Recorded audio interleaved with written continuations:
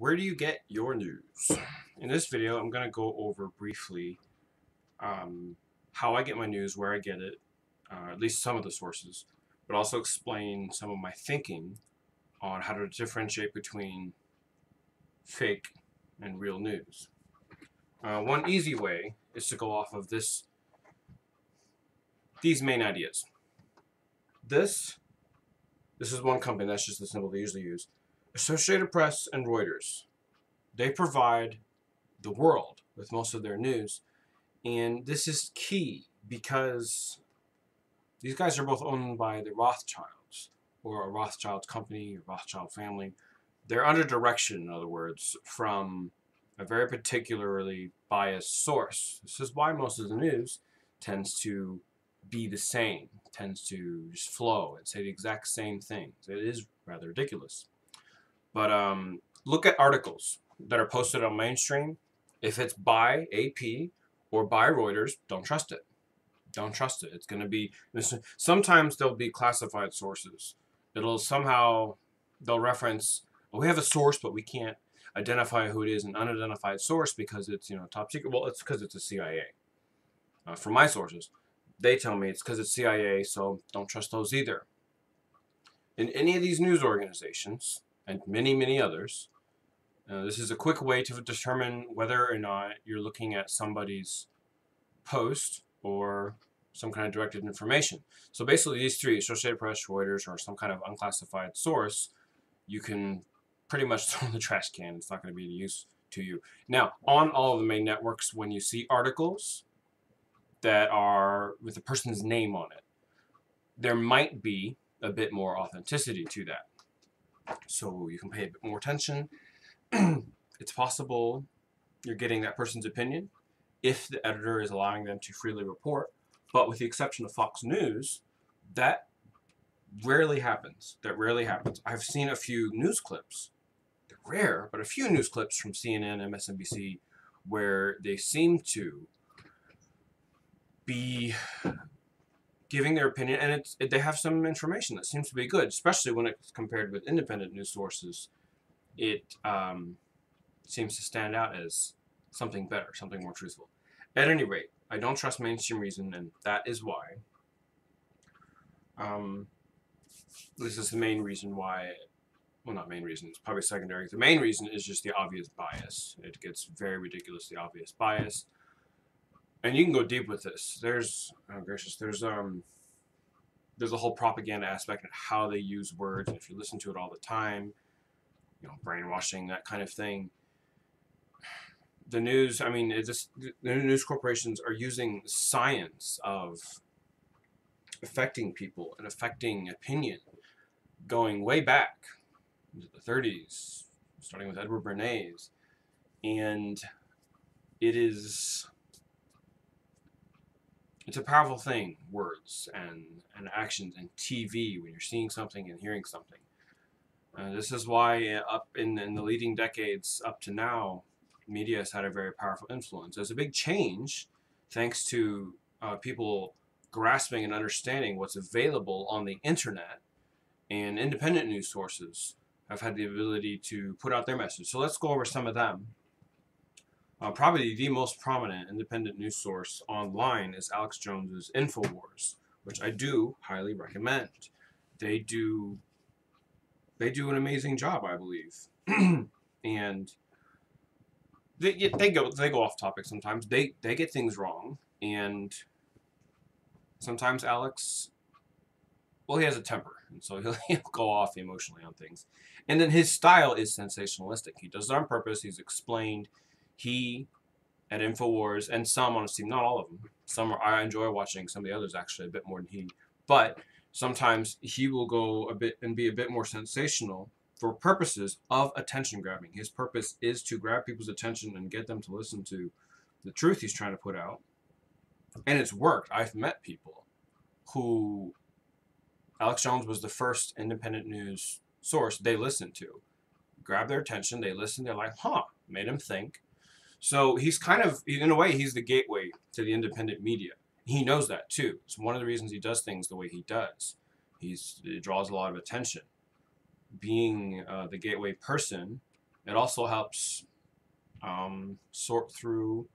I mean, I think like the mainstream media, they often get stuck at him. They say, "Oh, well, he represents, independent news and blah blah blah," and they don't realize there's so much more, so much more. There are people who, on their own, they know how to get online. They have access to all kinds of sources and information. Some of them they have access to first-hand information, first-hand sources.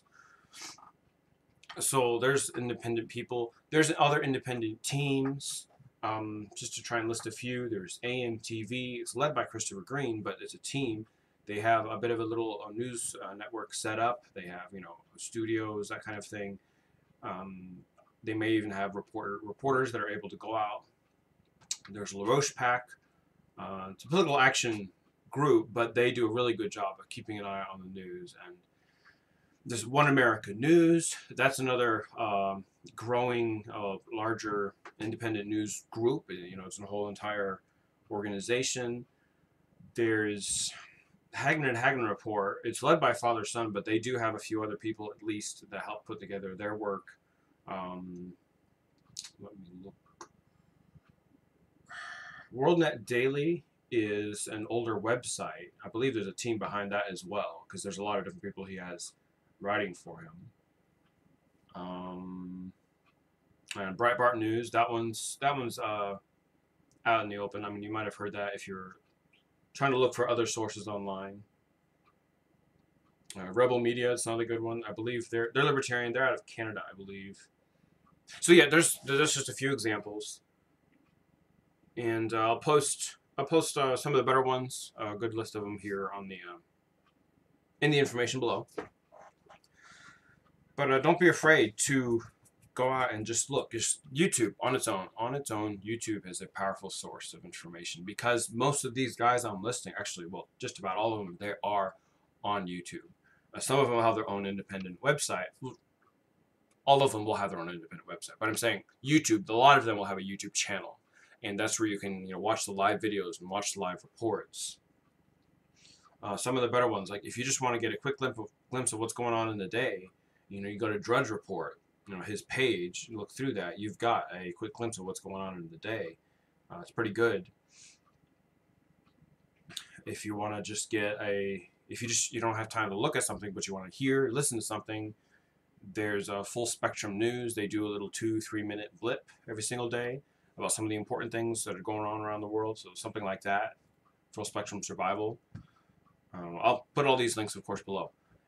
But when you want to go a little deeper, there's a number of websites where you can go through, look at their main channel, go through the main articles that they have written, and you'll notice it's rare. Sometimes they have to, but it's rare that they ever include any of this, the Reuters or Associated Press. And sometimes you have to. Sometimes with a main event, you have to read a Reuters or Associated Press article just to see what are they saying, what's the mainstream saying. But usually, if I want to know what the mainstream's saying, I just go on YouTube and get clips from their news broadcasts. One thing I noticed is very interesting is a lot of the independent sources, if they're going to pull from mainstream, they pull from Fox. And a lot of the Fox stuff that I've seen, the clips, many different clips, Fox just does a better job at allowing their people to be independent-minded and share their point of view. And it might help that the former owner of Fox was fired under, I think it was sexual assault charges. Anyways, that might help. They don't have their top dog anymore. But I still don't trust them 100%. But I do have a lot higher percent trust as far as the mainstream sources. I have a lot higher trust for Fox because of the evidence of the things that I've seen.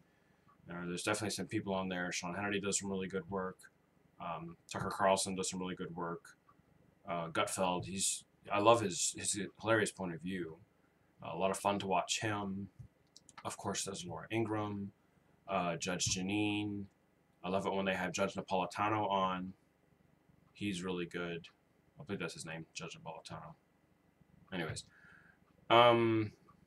he used to have a show on Fox Business, I believe, and ended a couple years back. But they still have him on there a lot, which is good. And there's others. But so besides Fox, independent media news sources you can find on YouTube, online. You can listen to them.